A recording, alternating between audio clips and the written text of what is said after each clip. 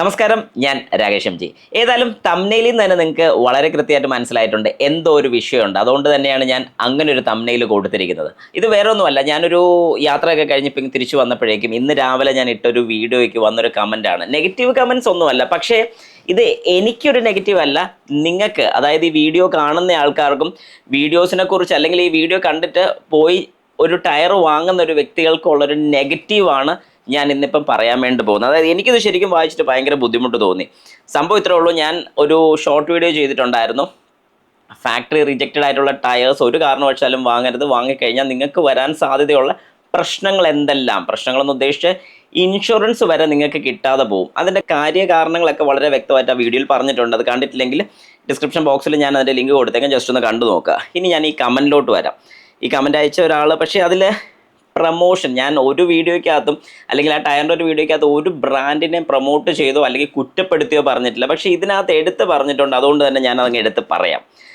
ഇതിൽ വന്നിരിക്കുന്നത് ഇങ്ങനെയാണ്: ഞാൻ ഉപയോഗിക്കുന്നുണ്ട് ഈ ടയർ, സെലീറിയോ കാറാണ്, പുതിയത് 4000 വരെ വിലയുണ്ട്, പക്ഷേ ഇതിന് 1500 ഉള്ളൂ. അപ്പോൾ നമ്മൾ മനസ്സിലാക്കേണ്ട ഒരു കാര്യം എന്താണ്? 4000 രൂപ കമ്പനി ടയേഴ്സ് അല്ലെങ്കിൽ നല്ല ടയേഴ്സിന് വരുമ്പോൾ ഇവിടെ നമുക്ക് 1500 രൂപയ്ക്ക് കിട്ടണമെന്നുണ്ടെങ്കിൽ തന്നെ അവിടെ എന്തോ കാര്യമായിട്ടുള്ള പ്രശ്നമുണ്ടെന്ന് തന്നെ നമുക്ക് മനസ്സിലാക്കാം. ഓക്കെ, ഇതിൻ്റെ പ്രശ്നം എന്നത് വളരെ ചെറിയ കാര്യങ്ങളാണ്. ഉള്ളിൽ ചെറിയൊരു പാച്ച് ഉണ്ടാകും, പക്ഷേ എനിക്ക് ഇന്ന് വരെ പ്രശ്നമൊന്നും ഉണ്ടായിട്ടില്ല. നല്ല കാര്യം, ഉണ്ടാകരുതെന്ന് ഞാൻ പറയത്തില്ല, പക്ഷേ നിങ്ങളത് എത്രയും പെട്ടെന്ന് മാറണമെന്ന് ഞാൻ ആത്മാർത്ഥമായിട്ട് പറയും. കാരണം നിങ്ങൾക്കൊരു പ്രശ്നം വരത്തില്ല, ഓപ്പോസിറ്റ് സൈഡിൽ നിന്ന് വരുന്ന ആൾക്കാർക്കോ അല്ലെങ്കിൽ ഇതിലൊന്നും ബാധിക്കാത്ത ഒരാൾക്കേ പ്രശ്നം കിട്ടത്തുള്ളൂ, അല്ലെങ്കിൽ പണി വരത്തുള്ളൂ. ബാക്കി വായിക്കാം. ഇത്തരം ടയർ തീർച്ചയായും ബാലൻസിങ് മസ്റ്റാണ്. ബാലൻസിങ് ചെയ്യുന്നതുകൊണ്ട് എന്താ ഗുണമായിരിക്കുന്നത്? എനിക്ക് മനസ്സിലാവുന്നില്ല. ഒരു ഫാക്ടറി ഒരു ടയറിനെ റിജക്റ്റ് ചെയ്യണമെന്നുണ്ടെങ്കിൽ അതിൽ പാച്ചസിൻ്റെ പ്രശ്നം അല്ലെങ്കിൽ ബാലൻസിങ്ങിൻ്റെ പ്രശ്നം കൊണ്ടല്ല ചെയ്യുന്നത്. സുഹൃത്തെ, അത് മനസ്സിലാക്കുക. കാരണം അവർ മാനുഫാക്ചറിൽ നിന്ന് തന്നെ അവരുടെ QC ടെസ്റ്റ് കഴിയുമ്പോൾ, ക്വാളിറ്റി കൺട്രോൾ ടെസ്റ്റ് ചെയ്യുമ്പോൾ അതിനോട് യോജിക്കുന്നില്ല അല്ലെങ്കിൽ അതിൻ്റെ സ്റ്റാൻഡേർഡ്സ് മീറ്റ് ചെയ്യുന്നില്ലെങ്കിൽ അവരത് റിജക്റ്റ് ചെയ്യും. അത് നമുക്ക് ബാക്കിയുള്ളവർക്ക് യൂസ് ചെയ്യാമെന്നല്ല, യൂസ് ചെയ്യാൻ വേണ്ടി അവർ കൊടുക്കുന്നുണ്ട്. പക്ഷേ നിങ്ങൾ മനസ്സിലാക്കേണ്ട ഒരു കാര്യം എന്ന് പറഞ്ഞു കഴിഞ്ഞാൽ, നിങ്ങൾ മാത്രമല്ല വാഹനം റോഡിൽ കൂടെ യൂസ് ചെയ്യുന്നത്, വേറെ പലരും വാഹനമായിട്ട് പോകുന്നുണ്ട്. ഏതെങ്കിലും രീതിക്ക് ഇത് പൊട്ടിത്തെറിക്കുകയോ അല്ലെങ്കിൽ സ്കിഡാകുകയോ ഗ്രിപ്പ് കിട്ടാതെ വരികയോ എന്തെങ്കിലും ചെയ്താൽ എന്ത് സംഭവിക്കും? നിങ്ങൾ തന്നെ ചിന്തിച്ച് നോക്കുക. നിങ്ങളുടെ വാഹനം ചെന്ന് വേറൊരു വാഹനത്തിലിടിക്കുന്നു അല്ലെങ്കിൽ ആർക്കെങ്കിലും ഒരു മരണം വരെ സംഭവിച്ചു കഴിഞ്ഞാൽ എന്ത് ചെയ്യും? ഒരു ഇൻഷുറൻസ് കമ്പനിയും ഒന്നും കൊടുക്കില്ല. ഉറപ്പിച്ചോ, ഇൻഷുറൻസ് കമ്പനിയിൽ നിന്ന് ഇൻഷുറൻസ് കിട്ടില്ല. കാരണം അവർ നോക്കുമ്പോൾ ഫാക്ടറി റിജക്റ്റഡ് ആയിട്ടുള്ള ടയർ ഇട്ടാൽ നിങ്ങൾക്ക് എങ്ങനെ ഇൻഷുറൻസ് കിട്ടും? പിന്നെ നിങ്ങൾ എന്തിൻ്റെ ബേസിലാണ് ഇൻഷുറൻസ് എടുക്കുന്നത്? ഈ ഒരു ടാക്സിൽ ആര് കയറും? എനിക്ക് മനസ്സിലാവുന്നില്ല. അടുത്തത് ഇതിൽ തന്നെ പറഞ്ഞിട്ടുണ്ട്, തൃശ്ശൂർ ചാലക്കുടിയിൽ റോക്കി ടയേഴ്സ് ഇതിൻ്റെ മെയിൻ കടയാണ്. പിന്നെ മാക്സിമം സ്പീഡ് പോകാതിരിക്കുക. അതെന്താ? അപ്പം ഇതിലിപ്പോൾ എന്താ ശരിക്കും ഉദ്ദേശിക്കുന്നത്? എനിക്ക് മനസ്സിലാവില്ല. ഇവരിപ്പോൾ പ്രൊമോഷന് വേണ്ടി പറഞ്ഞാണോ, അതോ വില കുറച്ച് കിട്ടുമെന്ന് പറഞ്ഞതാണോ, അതോ ഇനി മാക്സിമം സ്പീഡിൽ പോകരുത്? 80 to 100 ഓക്കെയാണ്. 80 to 100 പോകാനാണെന്നുണ്ടെങ്കിൽ പിന്നെ എന്താ നിങ്ങൾ മാക്സിമം എടുത്തിരിക്കുന്നത്? ഇതിൽ മാക്സിമം സ്പീഡ് തന്നെയല്ലേ 80 to 100 പോകാമെന്ന് പറയുന്നത്. എനിക്ക് ഇപ്പോഴും മനസ്സിലാവാത്തൊരു കാര്യം, ഒരു കാരണവശാലും നിങ്ങളിത് പ്രൊമോഷന് വേണ്ടി പറയുന്നതാണെങ്കിൽ കൊള്ളാം, റോക്കി ടയേഴ്സ് ഏതാണെന്നൊന്നും എനിക്കറിയില്ല, പക്ഷേ ഫാക്ടറി റിജക്റ്റ് ആയിട്ടുള്ള ടയേഴ്സ് ആരും വാങ്ങരുത്. നമുക്കൊരു പ്രശ്നം ഉണ്ടാകത്തില്ല എന്നുള്ള ചിന്ത തെറ്റാണ്. കാരണം നമുക്കും പ്രശ്നം ഉണ്ടാകും. നിങ്ങൾ യൂസ് ചെയ്യുന്ന ഒരു വാഹനത്തിന് 1500 രൂപ വിലയേ ഉള്ളൂ.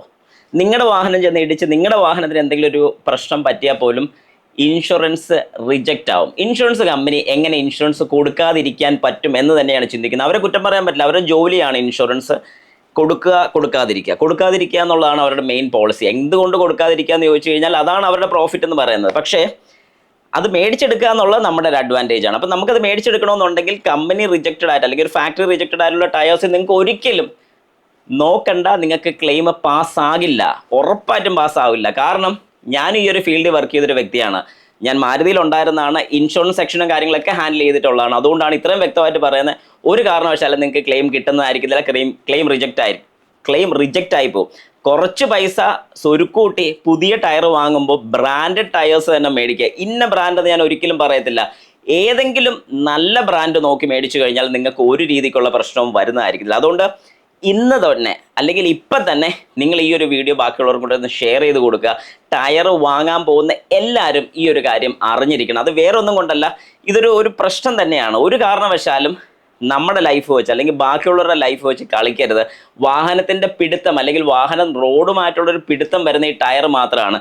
സുഹൃത്തെ, നിങ്ങളൊന്ന് ചിന്തിച്ച് നോക്കുക. ഒരു ടയർ എന്ന് പറഞ്ഞു കഴിഞ്ഞാൽ ഇങ്ങനെ ഇരിക്കുമ്പോൾ ആകെപ്പാട് അതിൻ്റെ കോൺടാക്ട് വരുന്ന സർഫസ് എന്ന് പറഞ്ഞാൽ ഈ ഒരു താഴത്തെ പോർഷനിലോട്ട് പിടുത്തം മാത്രമേ ഉള്ളൂ. ഇത് ബ്രാൻഡഡ് ടയർ ആണെങ്കിൽ നിങ്ങൾ ഈ പറയുന്ന ആഫ്റ്റർ മാർക്കറ്റ് അല്ലെങ്കിൽ ഫാക്ടറി റിജക്റ്റഡ് ടയറിലാണല്ലോ അത്രേ പിടുത്തം വരുന്നുള്ളൂ. ഈ ഒരു പിടുത്തം നല്ല രീതിക്ക്, അതായത് ആകെപ്പാടൊരു സേഫ്റ്റി ബ്രേക്കിംഗ് എന്നൊക്കെ പറയുന്ന ഈ ബ്രേക്കിംഗ് ഈ ടയർ തന്നെ പിടിച്ചാലേ പറ്റത്തുള്ളൂ.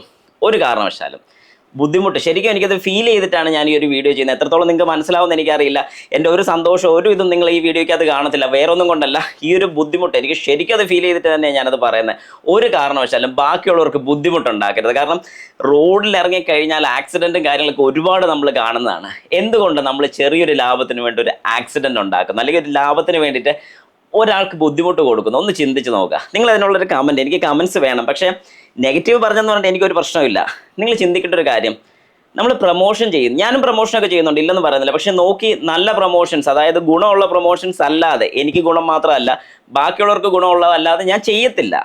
അത് അന്നാണെങ്കിലും ഇന്നാണെങ്കിലും ഇനി എന്നാണെങ്കിലും അങ്ങനെ ഞാൻ ചെയ്യത്തുള്ളൂ. പ്ലീസ്, അതുകൊണ്ട് നിങ്ങൾ മനസ്സിലാക്കുക.